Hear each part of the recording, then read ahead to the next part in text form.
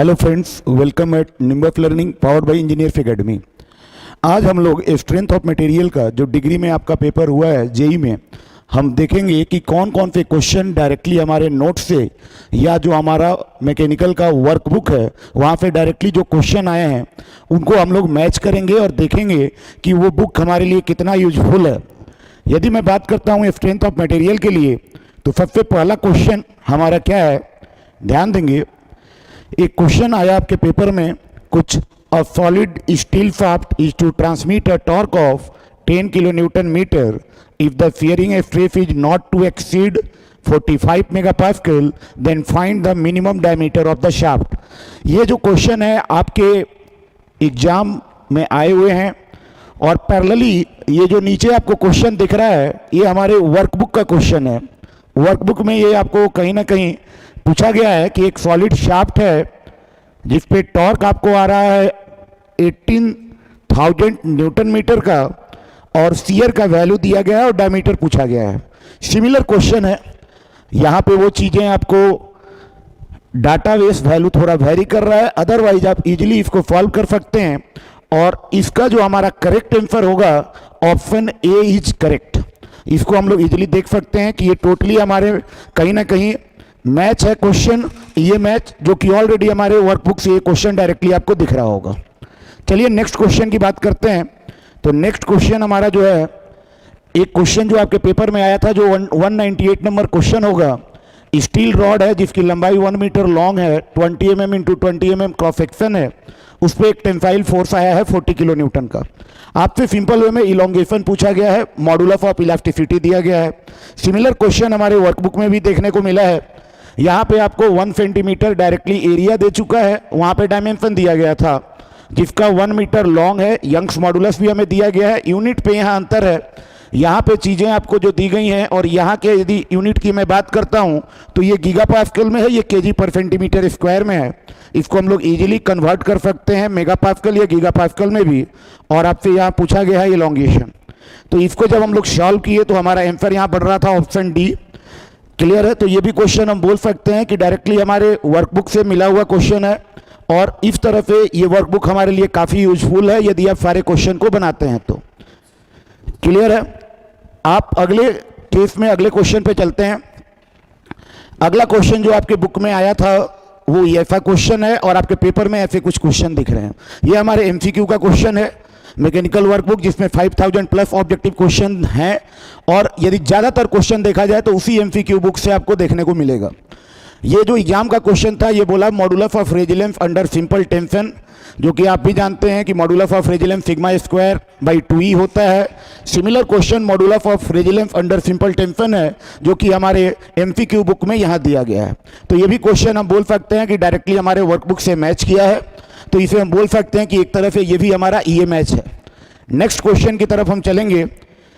अगला जो क्वेश्चन है हमारा कुछ ऐसा है, आपके पेपर में कुछ इस तरह के क्वेश्चन दिखे थे कि एक बॉडी पे एक डायरेक्ट टेंसाइल स्ट्रेस आ रहा है किसी एक प्लेन में, नॉर्मल स्ट्रेस जो आ रहा है ऑब्लिक प्लेन में inclined at an angle to the normal of the section. आपको नॉर्मल स्ट्रेस निकालना है, किसी भी ऑब्लिक प्लेन का नॉर्मल स्ट्रेस आप इजीली जानते हैं। ऑब्लिक प्लेन पे आप कैसे फाइंड कर सकते हैं नॉर्मल और शियर। जो हमारा एमसीक्यू बुक है उस एमसीक्यू बुक में भी इसी तरफ एक क्वेश्चन आपको आया है, सेम क्वेश्चन है। यहाँ लोड आपको एफ बोला जा रहा है और इस केस में आपके यहाँ पे भी पूछा गया है कि किसी भी इंक्लाइंड एंगल थीटा पे आप मेरे को बताएं कि नॉर्मल स्ट्रेस आपका क्या आएगा, जो कि आपको इजीली आप जानते हैं कि this option D is correct, जो कि आप बोल सकते हैं कि normal stress sigma cos square theta होगा और यदि शियर की बात होगी तो सिग्मा बाई 2 साइन 2 थीटा होता है। तो यहाँ पे ऑप्शन डी हमारा करेक्ट होगा और ये भी क्वेश्चन हमारा एक तरफ है, ये मैच है। अगले क्वेश्चन की तरफ बढ़ेंगे तो नेक्स्ट क्वेश्चन जो हमारा होगा, दिस इज अ क्वेश्चन आपके जो पेपर में 155 नंबर जो क्वेश्चन है एफएफडी बीएमडी टॉपिक पे है। एक यूडीएल का लोड दिया गया है जो कि इंटायर लेंथ ऑफ बीम पे आ रहा है, इस पे शियर फोर्स है मिड पॉइंट पे कैंटिलीवर पे, what is the value of W, intensity of W पूछा जा रहा है। यदि हम अपने एमसीक्यू बुक की बात करें तो इस बुक में भी एक क्वेश्चन आपको मिला था यूडीएल का जिस पे डब्ल्यू लोड आ रहा था।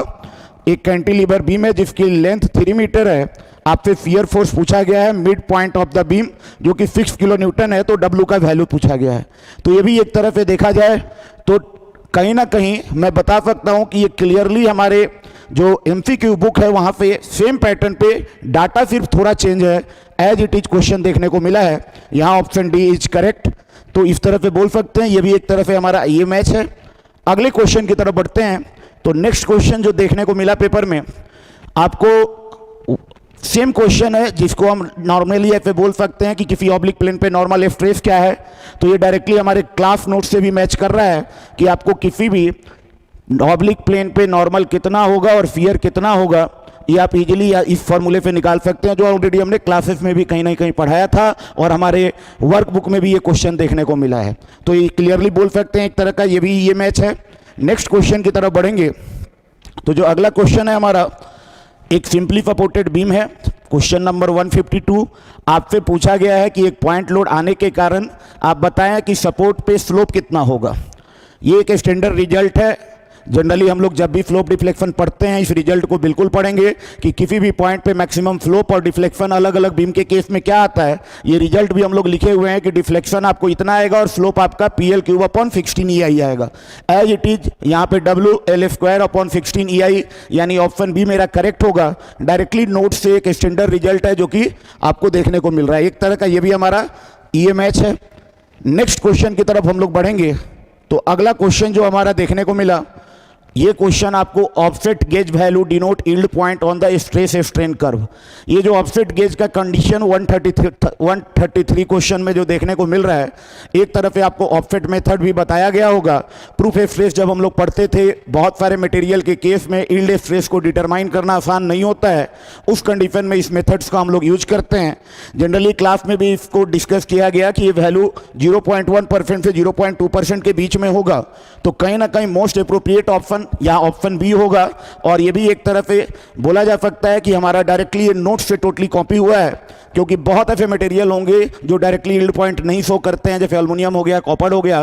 तो आप यहाँ पे ऑप्शन बी के साथ जाएंगे तो ये भी एक तरफ से हमारा ये मैच के को कहीं ना कहीं ये कर रहा है। अगले यदि पार्ट की यदि मैं बात करूं तो ध्यान दें, ये हमारा एमसीक्यू बुक है जिस क्वेश्चन की हम बात कर रहे थे। इसमें 5000+ ऑब्जेक्टिव क्वेश्चन है, जिसमें आप सब्जेक्ट वाइज के अलावा टॉपिक वाइज भी यहाँ क्वेश्चन दिए गए हैं, जो कि आपको यदि आप एक बार सॉल्व कर लेते हो तो जितने भी जेई या एई लेवल के क्वेश्चन आते हैं वो सारे क्वेश्चन आप यहाँ पे प्रैक्टिस कर सकते हैं। तो इस बुक को एक बार जरूर बनाएं, कहीं ना कहीं आपको आने वाले पेपर में ये बुक काफ़ी आपको हेल्पफुल रहेगा। चलिए, thank you. If you really like the video, please hit the like button, share the video, subscribe to our YouTube channel and press the bell icon for the latest updates. Thank you.